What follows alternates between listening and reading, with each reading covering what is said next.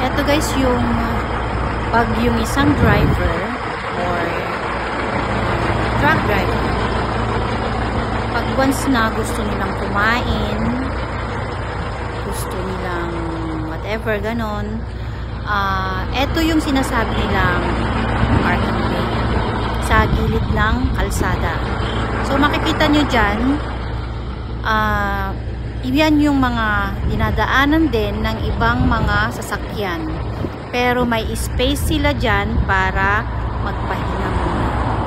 So, kinukonsume nila yung 1 hour, 2 hours na kung gusto nilang matulog o umidlip man lang.